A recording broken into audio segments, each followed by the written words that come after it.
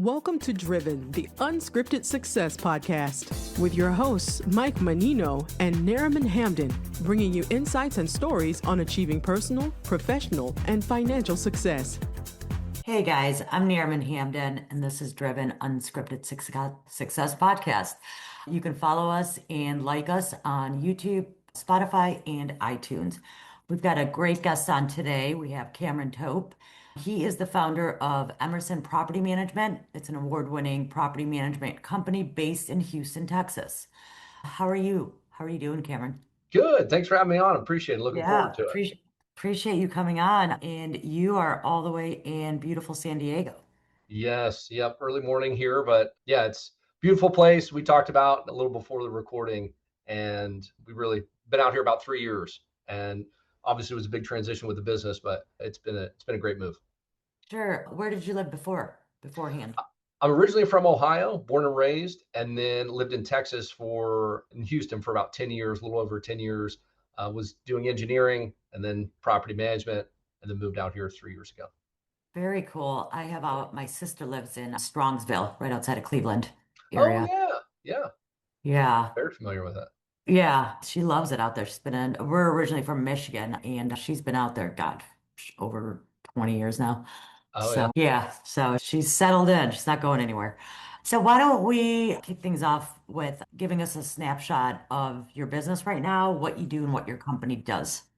Yeah. So Emerson Property Management, as you said, we've been around, I think officially incorporated in 2019, but it was unofficially doing property management for my own rental properties back in 2013 when I was in oil and gas, and oil and gas market was going crazy.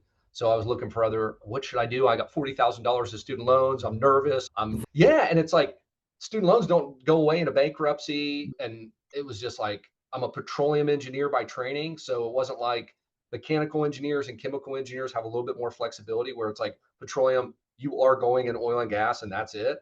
So I was like, oh my gosh, the oil and gas, the oil market was like in $30 a barrel. When I started 6 months ago, it was like 110. So Wow. yeah, it was a dramatic, people were getting laid off left and right.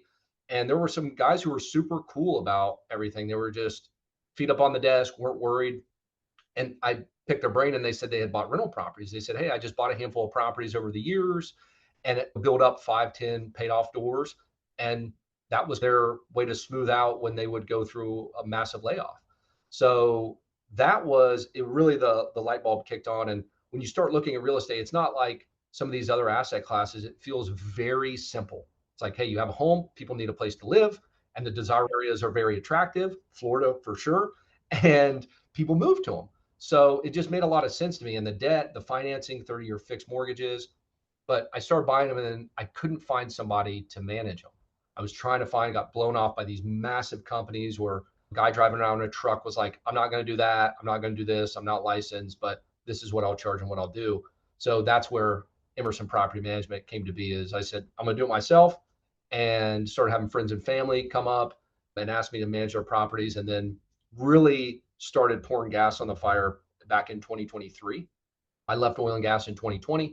2023 is really when we hired a salesperson and started growing. And today we're at about 300 properties across the greater Houston area.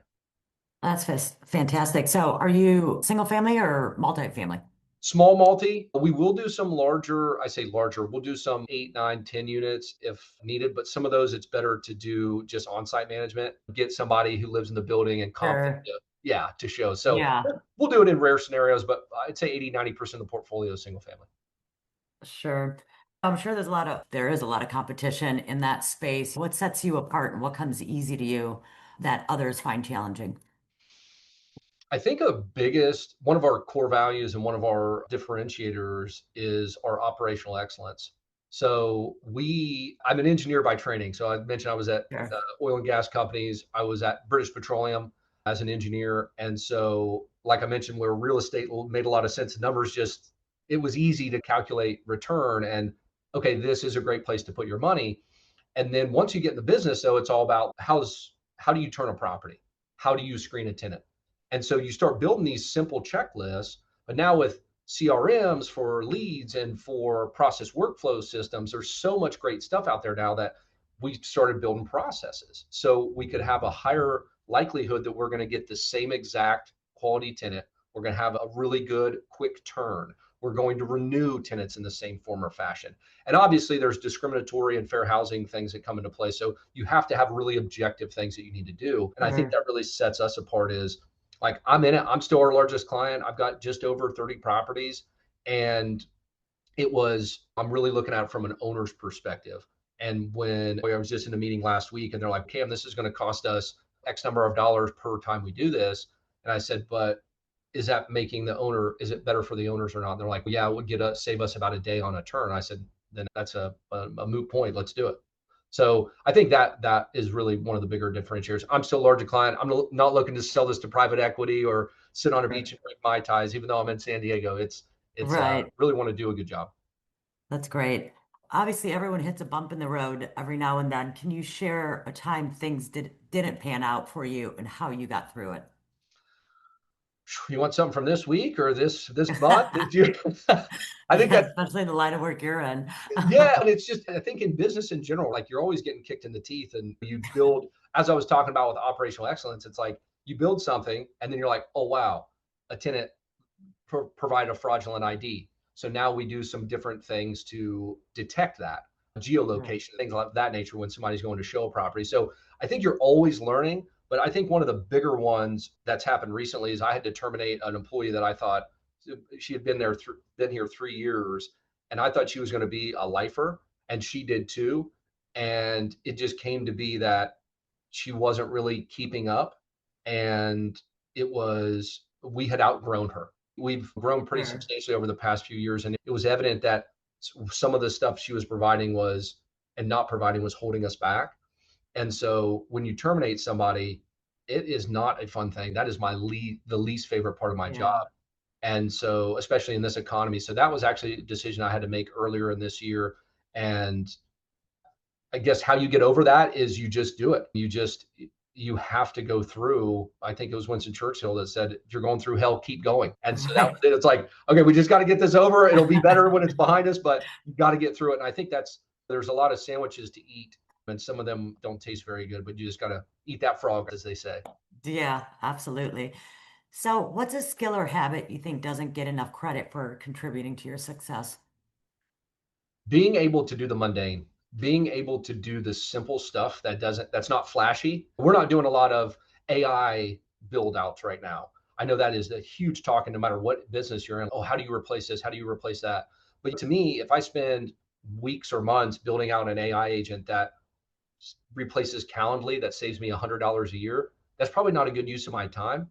So I think just continuing to do the basics, the blocking and the tackling, the things, the fundamentals that get you where you're at, that might not seem sexy. It's not the new shiny object that gets people excited. And as an entrepreneur, I think a lot of people are chasing the next thing. They're like, oh, okay. But it's like, you're building another bridge when you haven't finished this bridge. Finish this one. And I think I've been doing this just over 10 years. And I feel like we're still in the first couple innings. There is so much in this space. And so I think what doesn't get enough credit is not trying to short circuit that, just saying, okay, I'm going to put one foot in front of the other. I know these are the fundamentals. These are the things I need to take care of, my team, the KPIs I need to hit, and just do that every day with relentless determination. And I think you'll come out ahead. Absolutely. So I'm sure leading your team has its challenges. What's your leadership style? And can you give us an example of how it helped you through a tough spot? Yeah, I think everything's a double-edged sword, right? There's always two sides to a coin. And my leadership style is firm but fair.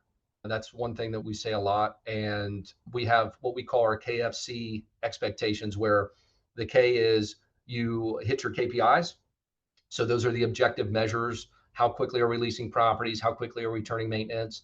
And then the F is follow through, making sure you follow through. If you say you're going to do something, you do it. And then the C is living our core values. So that is, I think with those expectations, that's where I lead. I'm like, okay, are we doing our KFC expectations, guys? And if you're not hitting the KPIs, we can talk about that. But I give people a lot of room. We're a 100% remote company. I'm not a big person like tracking the mouse pad and whatnot. It's like, are they delivering results or not? Like, you could have somebody that's working all day long, but they're not moving the ball forward. They're not progressing. And so I think my style is more like, here's what I'm expecting of you.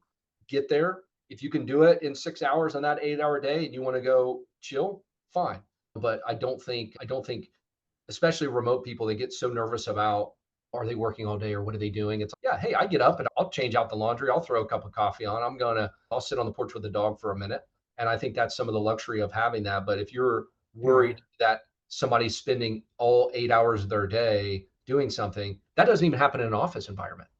Like Right. somebody brings in lunch or you're going to the coffee pot and you start talking or a TV's on and something interesting comes on. So I think I'm very much hands off and I give people enough rope to hang themselves. If they're going to do a good job, they're going to do a good job. If they're trying to take advantage, they'll eventually get caught. And then we make the quick decision. Yeah, absolutely. So when you're building your dream team, what's the one trait you always look for and why? Grit or some form or fashion of that. I think it's, especially in a small business, and we have what, 8, 9 employees. So in a small business, you really have to be gritty. You have to be willing to work a process that's not fully formed out, or maybe take something that, oh my gosh, I didn't even realize we need to do this. So we're going to bring on this new software or system. And learning that is very hard. But if somebody's like, not my job, I don't know, I can't figure it out, help me, and puts their hand Yeah, up, as a small business owner, you're gone. It's, if we got to dig a ditch, you better be getting the shovel and not asking any questions. I think even in a friendship, you'd be like, okay, next. Yeah, it's only when times are challenging where you find what people are made of, right? If everything's going peachy keen, everybody can be nice, everybody can be kind, everybody can perform. But what happens when you get 20 turns thrown on your lap, or you go through a dire situation, like you said, and you find out who your friends are really quickly, or Oh, who yeah, the good employees are, or good team members absolutely. I like to call it the advertisement phase. are. You're like, all right, I see Yep. now. How do you encourage your team to think outside the box and bring new ideas to the table?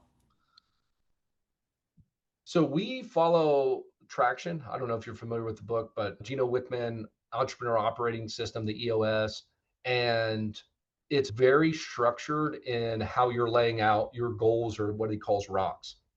So every year we have an annual planning meeting to see what we're going to achieve. And then you break that down into quarterly, which we break down into our weekly meeting. So every week I'm checking and keeping track. We have a team meeting. Where are we at in relation to hitting our rock or hitting our quarterly goal? And at the end of the quarter, okay, cool, we did this or not. What does the next quarter rock need to be to hit our annual goal or annual rock? And so I think that's the way that we create and foster that environment we have to get improvements and bring ideas. Is we have the weekly meeting and then we have our quarterly meetings. It can be distracting, and we were talking about with shiny objects, oh, I've got an idea for this, I've got an idea for that. It's like we package those up into certain areas where the team can feel comfortable sharing that stuff, and then we're like, okay, cool, let's take that on as a project for next quarter. That's a phenomenal thing. Our resident satisfaction is going down, so we need to come up with something to drive that back up. Or maintenance is taking longer, so now we need to do something with our vendors. And yeah, weekly, quarterly, and annual, we have those places to everybody get their ideas out and we get on a whiteboard. That's great. So, what's a day in your life look like, and how do you juggle work and everything else?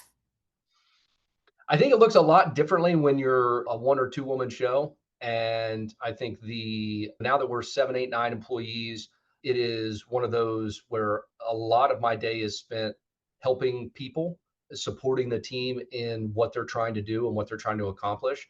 Because now we have people who are coming on board. There's somebody coming on board in 2 weeks.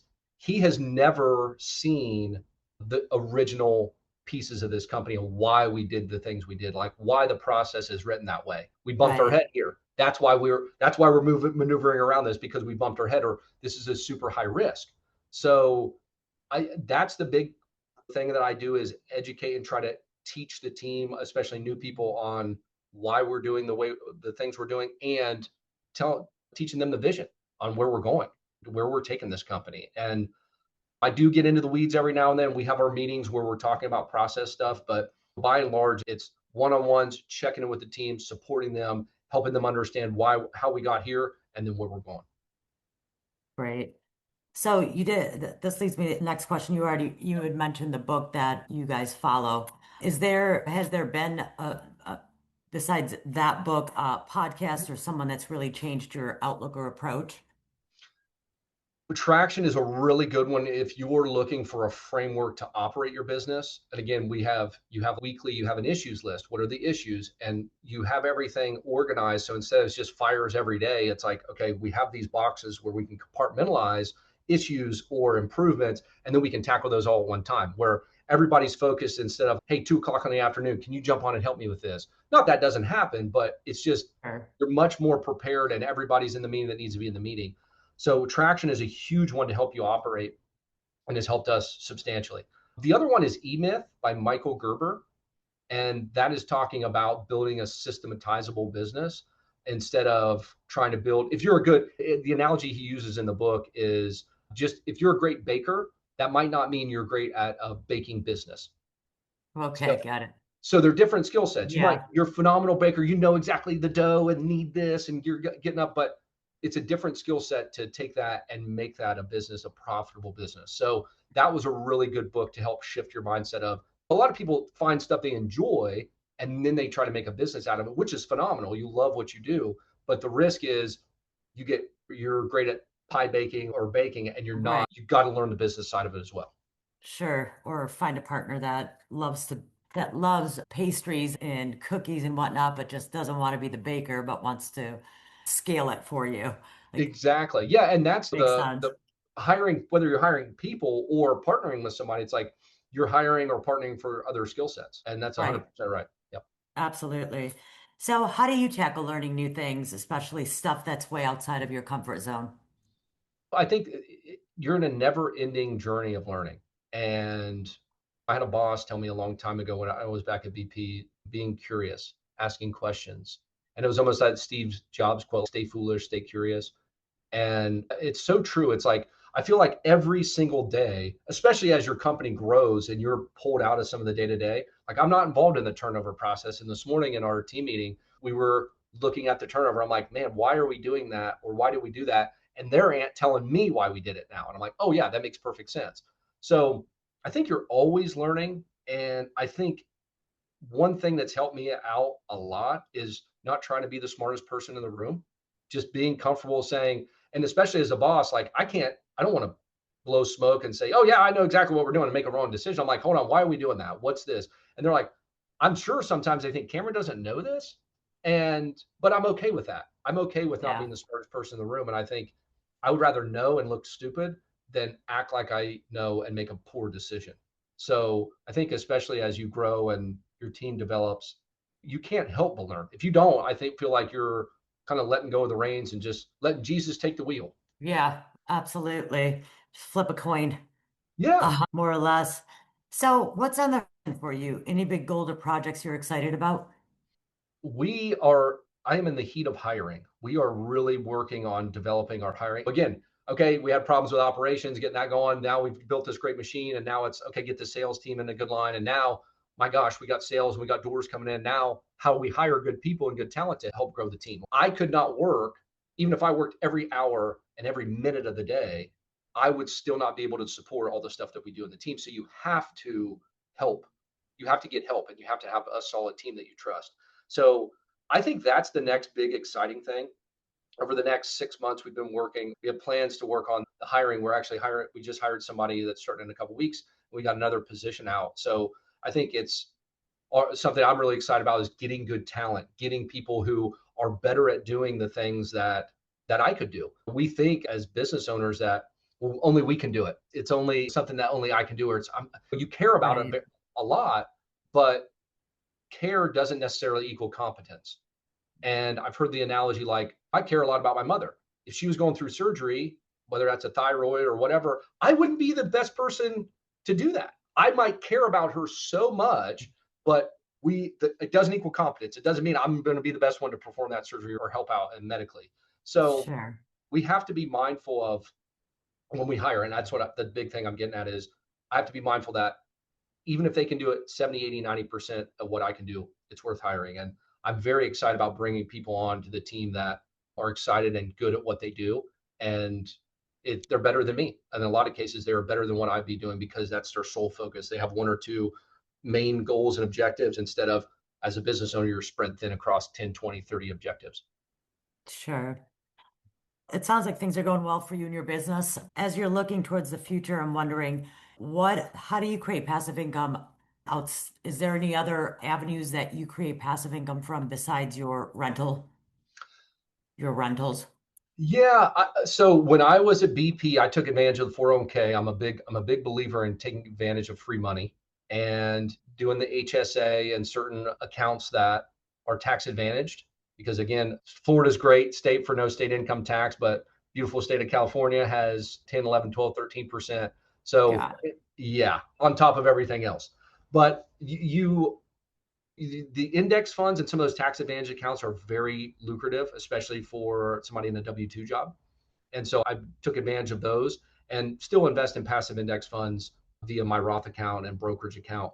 But those are the true passive income pieces. The business is not in a position to be passive yet. And I think real estate is a great passive income. There's obviously a lot to it, but stock, low cost index funds, general market funds, those are the ones that I think are the true passive that I put money into. Great. Can you share a personal habit or routine that has significantly contributed to your professional success? Getting up early. I know some people don't like this, but this is the first thing that comes to my mind is being up early maybe it's not even early. I guess you could stay up late too. It's just, I feel when you stay up late, you get into trouble, or at least I did. So getting up early when it's quiet, when you have time to think, when you're not getting blasted by emails and notifications. Everybody's got everything on nowadays. And there are engineers who are incredibly smart at all these social media companies that are trying to keep you on your phone, or news outlets that are trying to scare you to death to keep you watching and keep you hooked in. So I think minding your attention and what you give attention to, that has helped me out a lot. And I do that by getting up early in the morning. I'm up between 4:30 and 5:30 every morning. And sometimes I just come out. Sometimes I'll sit and read a book. Sometimes I'll come out here and I want to get started on a project, but I have time to think. I'm being proactive instead of reactive. And I feel like as the day goes on, that gets much more difficult to do. But whether you go on a retreat or whether you go to a park and journal and just think about stuff, especially from a business perspective, that quiet time is very beneficial. And I think that's why a lot of people have those ideas in the shower or on a walk. They're like, oh my God, I forgot about this business idea, or I want to write this down. It's because you're actually quieting your mind and allowing yourself to have some time to think. Sure. Just block that noise Yes. for a couple hours before the rat race starts. Oh God. Yep. Gosh. Notifications just boom. So as we're wrapping up our interview, what exciting plans or initiatives do you have coming up? I think it goes back to the hiring thing. I'm just super excited about getting more people on the team that are really good at what they do and enjoy what they do. And we also have some pretty aggressive growth goals. I'm working with the sales guys quite a bit, doing podcasts and stuff like this. I think it's just the growth of the company really has me excited. That's exciting. Thank you so much for coming on, Cameron, and sharing your tips and insights. If one wants to connect with you, how do they do that? Yeah, I would say just go to emersonpropertymanagement.com or just type in Emerson Property Management online. We have a bunch of free resources. If you're in the Houston market or interested in maybe buying a property in Houston, we have a free rental calculator. Or if you're thinking about, should I buy a property, there's plenty of free resources on there. And we give a lot of stuff away for free. That's great. Thank you so much for coming on. It was great to meet you. Thank you for having me. Appreciate it. Absolutely. And we'll see you guys next time. Thanks for listening to Driven, the Unscripted Success Podcast. Want to share your story? Apply to be a guest at drivensuccesspodcast.com/guest.